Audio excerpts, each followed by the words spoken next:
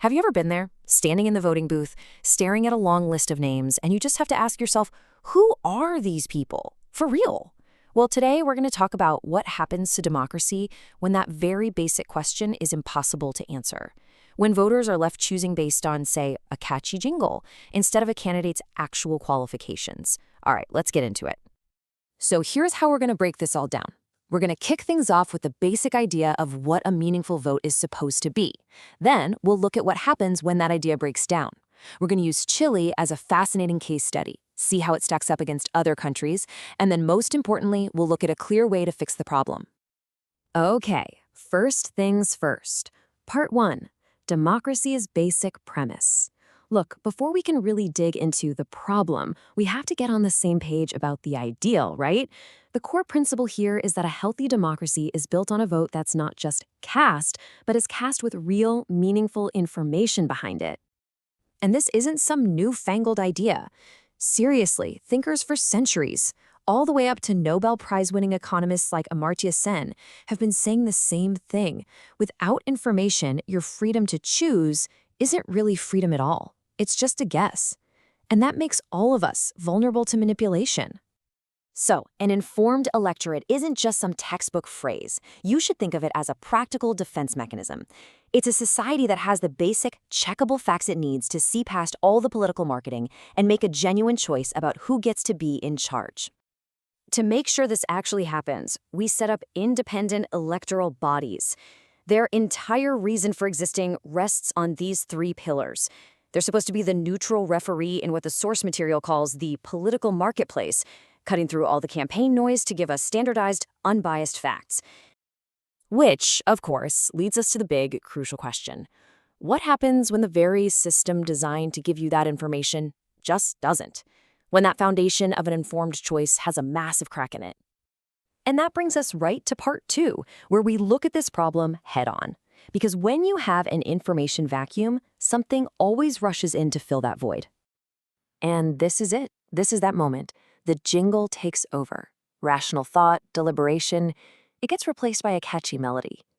A serious choice about the future gets pushed aside for a funny 30-second social media clip. So as you see here, voters are basically forced down one of two paths. On one side, you have rational deliberation, looking at a candidate's actual record. On the other, you've got emotional marketing. The source calls this informational precariousness, which is a fancy way of saying we're making huge decisions on incredibly shaky ground. And that's a problem that goes right to the heart of what a vote is supposed to be. Now, to see how this plays out for real, let's zoom in on a specific case study. We're going to talk about Chile and its electoral body, Servel, which is, by the way, highly trusted for its work. And here's the massive disconnect. Servel's official mission is literally contributing to informed citizen participation. Fantastic. But if you're an actual voter trying to research a candidate, the reality is you often get a name, a party, and that's about it. The well is dry. You can imagine how frustrating that is. So what kind of info are we talking about here? I mean, it's the basics, a simple biography. Where did this person go to school? What jobs have they held? Have they been in public office before? This isn't secret stuff, it's the bare minimum. And when the one official, neutral place that's supposed to have it doesn't, you're forced to either become a private detective or, just shrug and guess. But here's the good news. This isn't some impossible puzzle to solve. In fact, a lot of other countries have already figured this out. This is the part where we get a little bit of an aha moment. Okay, this table really says it all, doesn't it? Just look at that row for Chile. It's a clean sweep of red crosses. It's a total information desert. Now compare that to Germany or Canada. Or check out Finland. My gosh, they don't just give you a candidate's resume. They give you tools. A voter in Finland can literally pull up an official side-by-side comparison of candidates. It's just such a powerful visual of the information gap we're talking about, and it shows you what true voter empowerment can look like. So the takeaway here is pretty simple. Chile's electoral system is great at the nuts and bolts of running an election, counting votes accurately, efficiently, no question there. But it has this enormous blind spot when it comes to the single most fundamental piece of the puzzle. Who are the people we are actually voting for? And that leads us, thankfully, to our final section, the solution. Because there really is a clear, actionable way to close this gap and finally fulfill the promise of a truly informed democracy. The source lays out a really straightforward roadmap. It's not rocket science. Require candidates to provide their basic academic and professional history. Make them list any previous jobs in public office. Disclose any relevant sanctions. And, just like in other countries, have them provide a simple, standardized summary of what they actually plan to do. Now, you might be thinking, hey, isn't this the job of the political parties? That's a fair question. But this quote right here gets to the heart of the problem. When trust in parties is already in the basement, that party label isn't a helpful shortcut. For a lot of people, it's a reason for suspicion.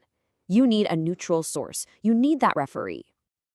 And let's be crystal clear about something. This is not about the electoral body judging or rating candidates, not at all. Think of them more like a librarian. They're not telling you which book is good or bad. They're simply making sure all the books are on the shelf, with accurate descriptions on the cover so that you can make your own informed choice. Because really, at the end of the day, that's what this all boils down to. Getting the count right is absolutely essential, but it's only half the equation. The other half is making sure that the votes being counted actually mean something, that they were cast with knowledge and purpose. So I'll just leave you with this final thought to chew on. If a vote is cast in complete darkness, without the basic facts about who we're choosing, how can it possibly be expected to light the way forward?